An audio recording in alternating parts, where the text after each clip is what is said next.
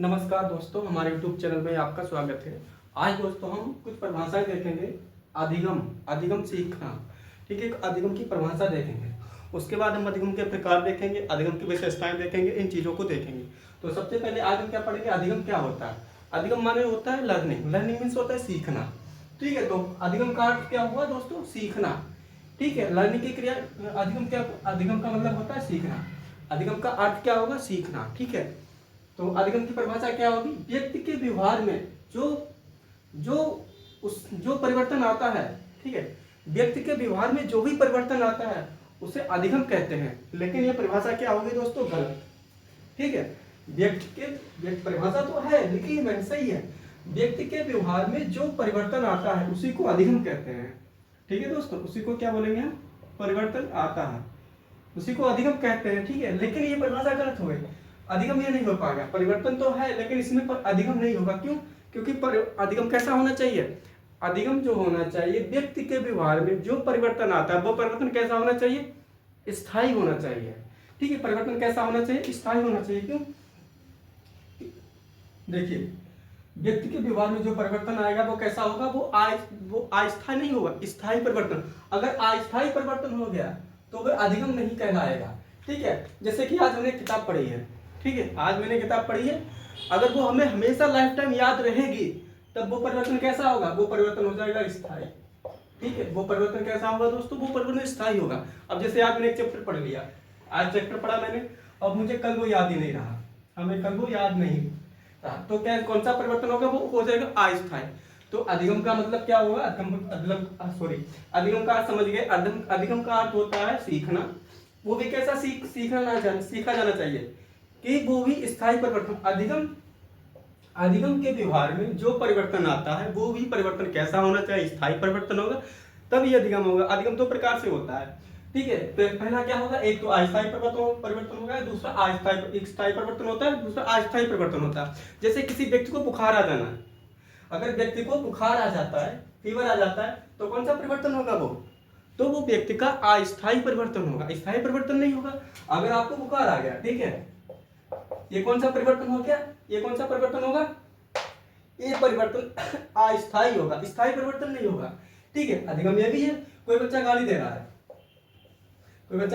कौन सा परिवर्तन है, सीख तो ये भी रहा है, ये कौन सा परिवर्तन है, ये कभी कभी देखने को मिलता है, स्थायी परिवर्तन हो जाता है, ठीक है। कौन सा परिवर्तन है, स्थायी परिवर्तन हो जाता है, ठीक है। कोई कुछ भी अपशब्द बोलता है, कौन सा परिवर्तन हो जाएगा, स्थायी परिवर्तन हो जाता है, ठीक है। जब वो बड़ा होता है, परिवर्तन क्या होता है, परिवर्तन भी धीरे धीरे बदलता रहता है, अधिगम भी धीरे धीरे बदलता रहता है, ठीक है। अब पहली परिभाषा क्या हो जाएगी दोस्तों, गेट्स के अनुसार। गेट्स क्या कहते हैं, अधिगम व प्रशिक्षण के द्वारा, ठीक है।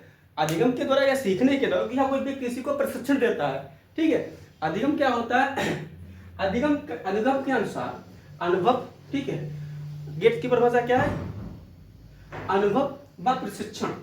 एक व्यक्ति का अनुभव होता है और एक प्रशिक्षण किया जाता है के द्वारा व्यवहार में जो परिवर्तन आएगा उसी को हम क्या बोलेंगे, उसी को हम अधिगम कहते हैं, ठीक है। व्यक्ति के अनुभव व प्रशिक्षण के माध्यम से जो व्यक्ति के व्यवहार में जो परिवर्तन आता है उसी को हम क्या बोलेंगे, अधिगम बोलेंगे। किसने कहा, गेट्स ने कहा। गेट्स के अनुसार परिभाषा क्या होगी, अधिगम अनुभव के द्वारा, अनुभव या प्रशिक्षण के माध्यम से व्यक्ति के व्यवहार में जो भी स्थायी परिवर्तन आता है उसी को हम अधिगम कह लें, ठीक है। यह हो गया पहली परिभाषा।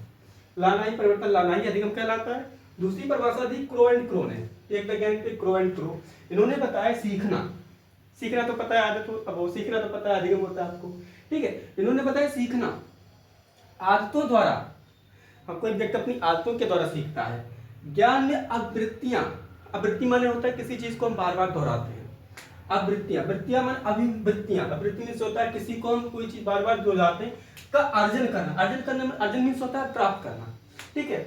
सीखना आदतों, ज्ञान, आवृत्तियों का अर्जन करना ही अधिगम कहलाता है, ठीक है।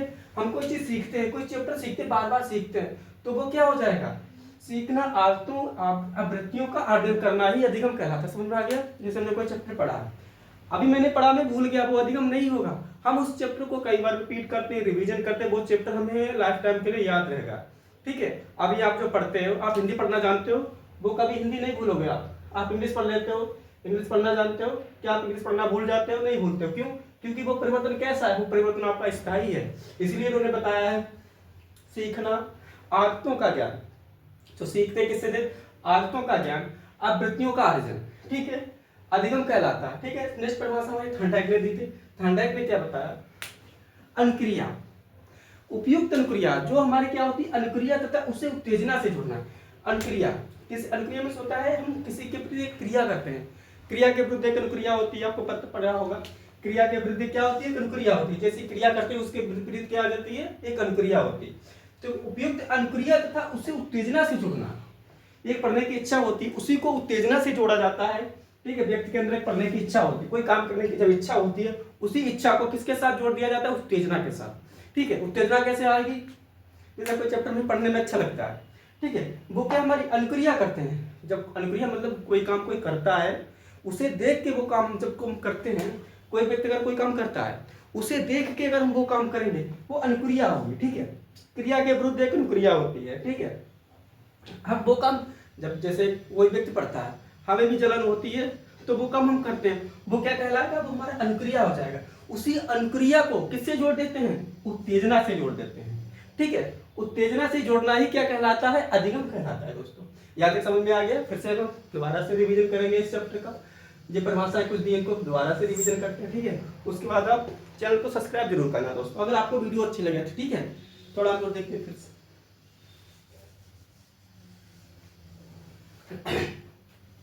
पहले क्या चैप्टर क्या हमारा? अधिगम। अधिगम की परिभाषा देख। अधिगम का अर्थ होता है सीखना। हम कोई चीज सीखते हैं, ठीक है, वो कहलाता है, वही हमारा अधिगम कहलाता है। अधिगम क्या होता है? व्यक्ति के व्यवहार में जो परिवर्तन आता है उसे अधिगम कहते हैं। ठीक है, लेकिन ये परिभाषा हमने लिखी है, लेकिन ये अधिगम नहीं है, ये अधिगम की मेन परिभाषा नहीं है। क्योंकि अधिगम की परिभाषा, अधिगम को दो भागों में डिवाइड किया जा सकता है। फर्स्ट है अधिगम, एक तो अस्थायी होगा, दूसरा स्थायी होता है। अस्थायी क्या होगा? मैंने आपको बता चुका हूं, वह परिवर्तन हो जाए तो जो व्यक्ति के व्यवहार में अस्थायी परिवर्तन रहता है। ठीक है, हमारा विकास, हमारी जो वृद्धि हो रही है, ठीक है, विकास में क्या होता है? लंबाई में वृद्धि होती, और नहीं वृद्धि, विकास, विकास में क्या होता है? वृद्धि में लंबाई में वृद्धि होती है। विकास क्या होता है? मानसिक वृद्धि होती है। ठीक है, तो जो हमारा जो वृद्धि होती है, वृद्धि और विकास, ये दो हैं टॉपिक, आगे देखेंगे। ये वृद्धि और विकास है। ठीक है, वृद्धि, वृद्धि क्या होती है? ये अधिगम है। हम जब वृद्धि विकास करते हैं तो क्या अधिगम करते हैं? अगर हम वृद्धि कर रहे हैं, विकास कर रहे हैं, तो क्या अधिगम करते हैं या वृद्धि में अधिगम करते हैं? बताइएगा आप लोग। देखो, विकास व्यक्ति की मांसपेशियों में होता है। ठीक है, विकास कहाँ होगा? व्यक्ति की मांसपेशियों में। कैसा है? स्थायी परिवर्तन है। और वृद्धि क्या है? ये अस्थायी परिवर्तन है। क्यों? क्योंकि वृद्धि तो एक समय के बाद बंद हो जाती है। एक समय के बाद व्यक्ति की लंबाई, चौड़ाई सभी क्या हो जाते हैं? बंद हो जाते, एक सीमित सीमा तक ही लंबाई बढ़ती है। लेकिन वृद्धि क्या होती है? जीवन पर्यंत। विकास क्या होता है? जीवन पर्यंत चलने वाली एक प्रक्रिया होती है। विकास पढ़ाएंगे तब देखेंगे। ठीक है, विकास क्या होता है? विकास क्या है? विकास जो है जीवन भर चलेगा।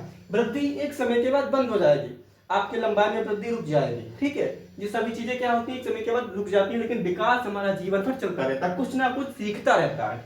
ठीक है, तो ये कौन सा परिवर्तन है? ये हमारा स्थायी परिवर्तन होगा। अब ये वृद्धि एक समय के बाद रुक जाएगी, ये अस्थायी हो जाएगी, क्योंकि अधिगम में लगातार व्यक्ति सीखता रहता है। और अधिगम में क्या करता था? सीखता रहता है, वृद्धि में नहीं सीखेगा। अब देखो पहली परिभाषा क्या, यहाँ से देखते हैं। परिभाषा क्या थी? व्यक्ति के व्यवहार में दो प्रकार का होता है, एक अस्थायी परिवर्तन है, एक स्थायी परिवर्तन। स्थायी परिवर्तन में आपको बता, गेट्स के पहली परिभाषा क्या दे रखी है? अनुभव और प्रशिक्षण के द्वारा व्यक्ति के व्यवहार में जो परिवर्तन आता है उसी को हम अधिगम कहते हैं। क्रो एंड क्रो ने बताया था, सीखना आदतों का ज्ञान, सीखना आदतों के ज्ञान। देखो, सीखना आदतों का ज्ञान, अब वृत्तियों का अर्जन करना, अब वृत्तियों का अर्जन करना ही अधिगम कहलाता है। थॉर्नडाइक ने बताया उपयुक्त अनुक्रिया तथा उसी उत्तेजना से जोड़ना ही अधिगम कहलाता है। ठीक है, उसके बाद हम नेक्स्ट डे में पढ़ेंगे कि उसकी विशेषताएं क्या होती हैं, अधिगम की विशेषता पढ़ेंगे। ठीक, और अधिगम के प्रकार देख लो, एक दो परिभाषा और बची, वो भी देखें, फिर इस टॉपिक को समाप्त कर दें। तो चैनल को सब्सक्राइब करें, शेयर करें, कमेंट में आप लोग बताएं कहाँ से। Thank you so much.